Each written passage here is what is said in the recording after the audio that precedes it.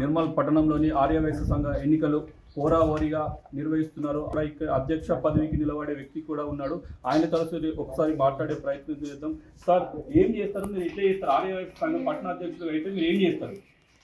ఒకటి, నా అనుభవం రీత్యా నేను ఎన్నో ధార్మిక, రాజకీయ, అలాగే వృత్తిపరంగా ఎన్నో కార్యక్రమాలు విజయవంతంగా నేను నిర్వహించాను.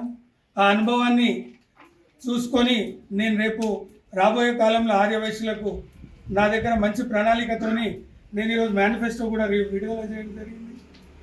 దాదాపు ప్రతి ఒక్కరిని కలుపుకపోయి మనము సంఘ అభివృద్ధికి పాటుపడాలని చెప్పి నేను కోరుతున్నాను. దేవరకోట దేవాలయంలో కూడా చైర్మన్ చేసి మంచి అంటే మంచి అనుభవం కూడా ఉన్న వ్యక్తి అని చెప్పి ప్రజలు అనుకుంటున్నారు.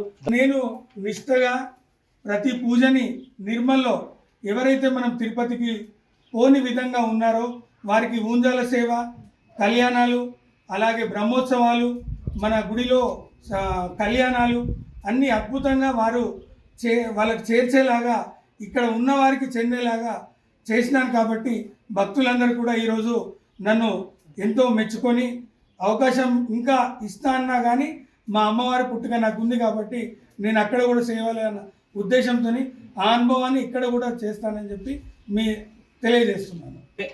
దేవరకోట చైర్మన్గా, కిరాణా అసోసియేషన్ అధ్యక్షునిగా చేసిన అనుభవం నాకున్నది కనుక నన్ను గెలిపించి మీ ఆర్యవైశ్యులందరికీ ఏదైతే ఉన్నారో సమస్యలు తీర్చడానికి నేను ముందుంటానని చెప్పి ఈ అభ్యర్థి కోరుతున్నాడు.